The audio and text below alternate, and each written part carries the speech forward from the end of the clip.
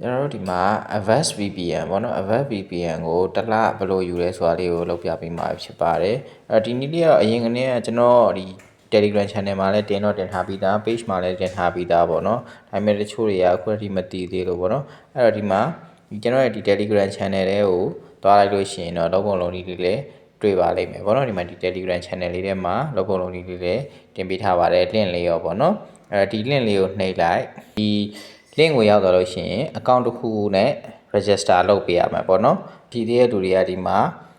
create an account အနေနဲ့သွားလို့ရပါတယ်ဒီမှာပေါ့နော်အဲ့တော့ကိုကဘာ account နဲ့လုပ်မလဲပေါ့အဲ့တော့တကယ်လို့မရှိသေးတဲ့လူတွေကကြတော့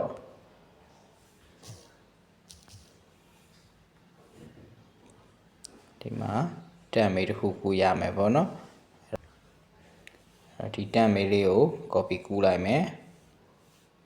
ပြောရှင်ခုနကနေအောင်ပြန်သွား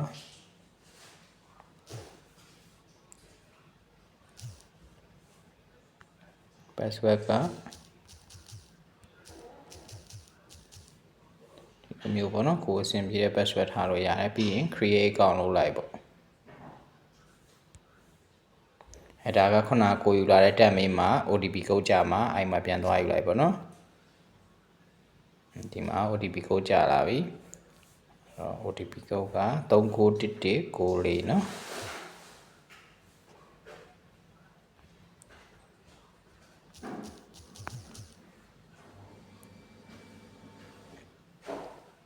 အဲ့ဆိုလို့ရှိရင်ကောင်းရပြီပေါ့နော်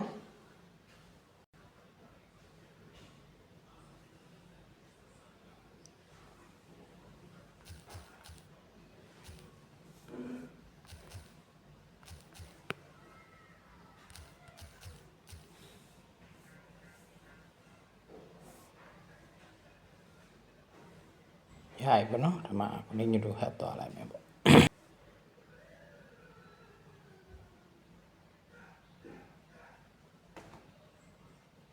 ဒီအောက်ဆုံးက set subscription ဆိုရတဲ့မှာဒီမှာတွေ့လာမယ်နော်ဒီမှာကုတ်လေးရှိပါတယ်အဲ့တော့တရား try ရတရားတစ်ပိုက်ချိန်လို့ရတယ်လို့ပြောချင်တာပါဒီကုတ်ကိုသုံးပြီးတော့တရားတစ်ပိုက်ချိန်လို့ရတယ်လို့ပြောချင်တာပါအဲ့တော့ဒီကုတ်ကိုကျွန်တော်တို့ဒီမှာ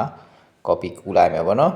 copy ကူးပြီးတော့တခြားလူကိုပေးလို့ရပါတယ်တခြားလူတွေကဘယ်လိုချိန်သုံးလို့ရလဲဆိုတော့ Avast software ကိုတောင်းပြီးတော့ဒီကုတ်ဒီမှာပေါ့နော် already purchase ကနေဘာနဲ့သွားမလဲဆိုလို့ရှိရင် activation code ကနေသွားမယ်ပြီးလို့ရှိရင်ဒီ activation code ကိုထည့်လိုက်ပြီးလို့ရှိရင် activate နှိပ်လိုက်ပေါ့နော်အဲဆိုလို့ရှိရင်ကိုယ့်ရဲ့ VPN ကအဲ့ဒါတစ်လစာ